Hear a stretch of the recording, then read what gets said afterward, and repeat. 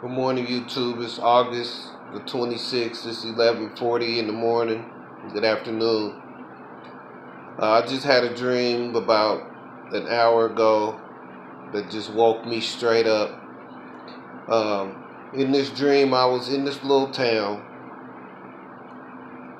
and I had caught a flat on my front passenger side wheel. It was it was daytime, like in the afternoon or something. Cause you could hear kids and stuff, and this guy in this black truck tried to stop and help me, him and his wife, and they had a bunch of stuff in the back, but he couldn't help me, and he had told me I needed to go back to the dealership and get a tire that would fit on there or whatever. And the car was a new Cadillac. So while I'm sitting there, he tells me, be careful because the police mess with us around here real bad. And I told him, I was like, thanks. I said, but, I'm strapped. I got a gun. And he was like, good, good. So then, for some reason, my cousin's son, Darian, was in the dream. He asked me for a haircut. He had a bunch of hair. So I'm cutting his hair off. I got my clippers laid out, my 111s, my Andes, my edgers. For some reason, I have an electrical outlet in my car. So I have this orange extension cord, it's probably about 15 feet long, plugged into my car with the clippers plugged in. And I can't remember what he was even sitting on. All I remember is I was cutting his hair, and I'm kind of by my car. So this other dude asked me to cut his hair when I was finished. And I was like, sure, because I was stuck there. I couldn't go nowhere. So when I finished cutting their hair, I walk across the street. It's these apartments.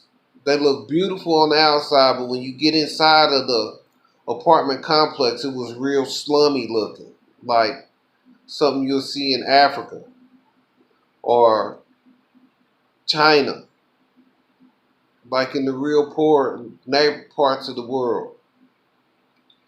So I'm playing ball with these kids. We having a good time. I feel the feeling in the air was kind of nostalgic. It was like I was back in my. It was like I was a kid again, back during the time, like when you were a kid. The air and stuff was way different back then, and you could just tell. So we having a good time. I'm playing with these kids, and then we stop playing ball, and then we start riding bikes. Well, one of these little kids that was with me, that I was playing with, he gets hurt. So I have to take him home. So he shows me how to get to his house. I take him home. I put him in bed. I told him everything, you're going to be all right. I'll catch you later. I come out of his room. His mom is sitting there. She's glued his mom and his two sisters is sitting there. They glued to the television. She's eating something that looked kind of, I think it might have been like ramen noodles or scrambled eggs or something like that. So I told her, I said, your son is in the bed. I said, he got hurt. I said, but I made sure he got home and he gonna be all right. So she was like eating, and she was like, okay. And then she kept eating. So I just went on ahead and left her apartment. But as soon as I stepped out of the door, I was looking around, and I was like, which way do I go? Because I forgot how we got in there. So once I found my way out, I'm outside, And I remember it started to rain, but these little kids was pointing down the hill at this. It was a section of these apartments that was abandoned, and they was talking about it. So I went down there. Well, when I get inside, it's all these old antique relics. There was a menorah, like sitting on the table or on the like fireplace or something, and it was. I remember it was like old slave shackles, and it was just a lot of stuff from like the 1600s, I guess, or before.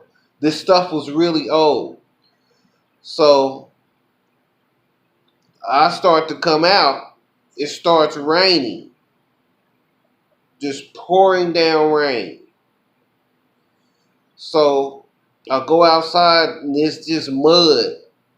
Because this dirt was like the dirt that you see in Africa. Like real dusty, powdery like. So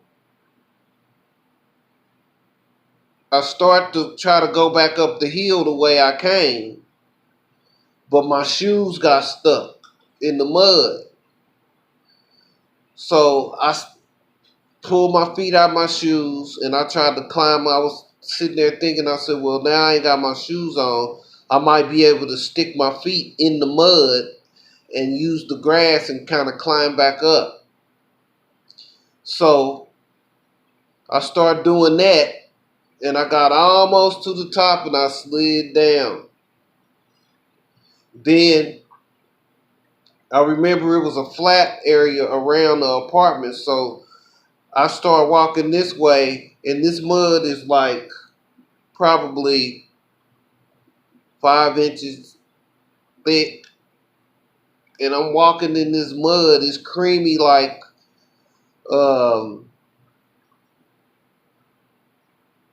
oatmeal, that consistency.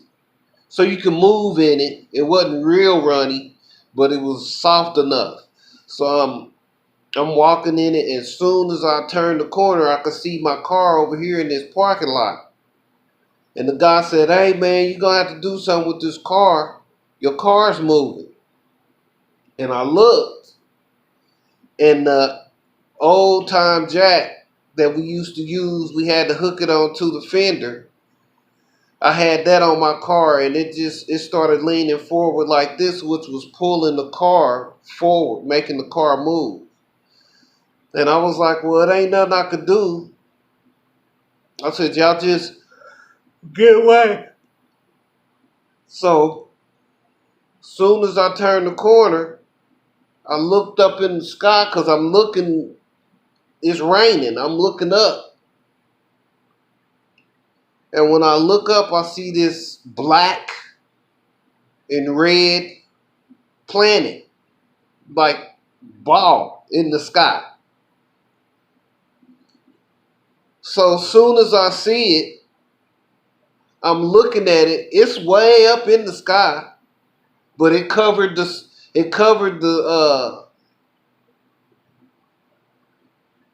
sun was there, but it covered the sun.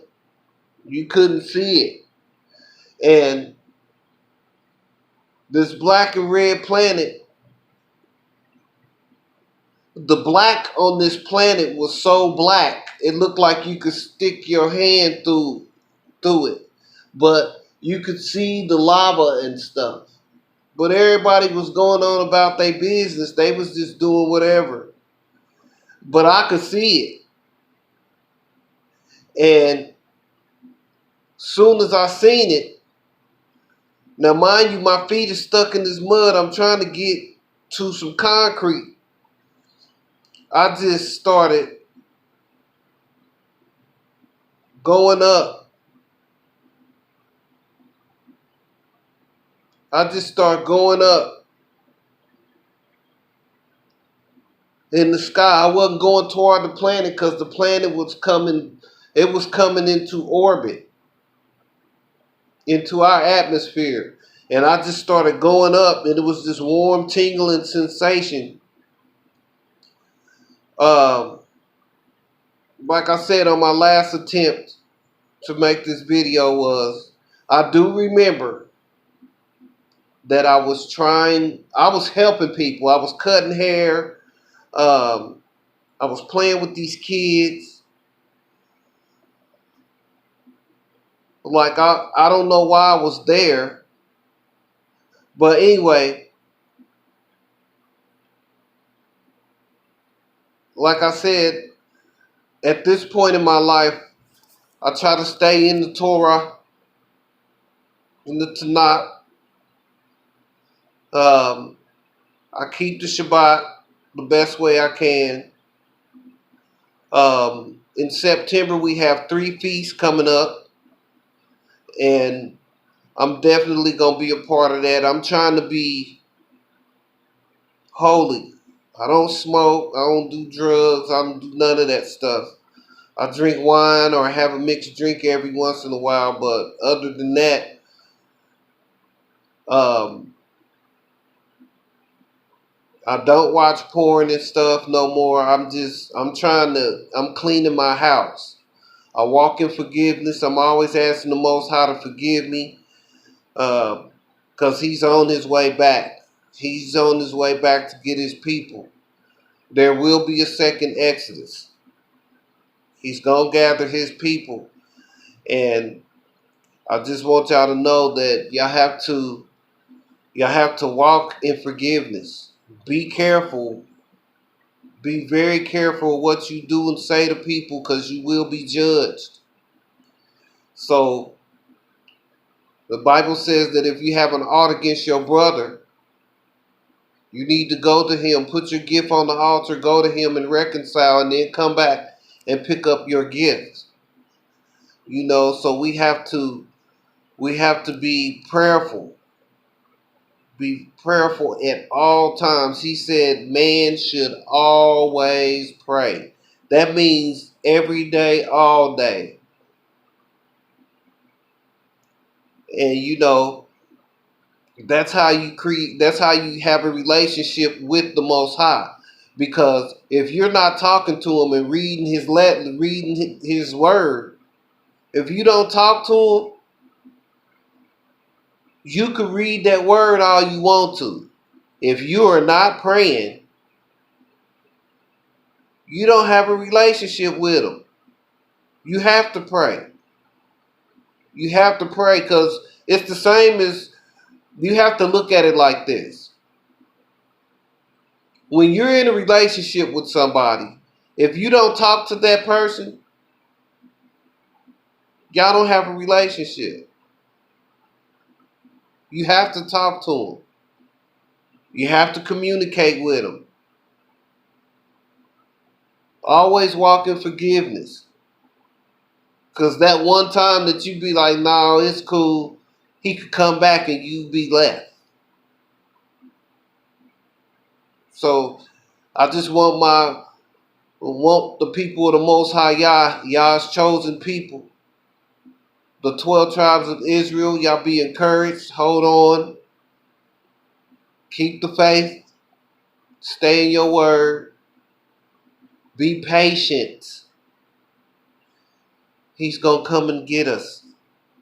Just be patient. Be patient. Shalom. I love y'all.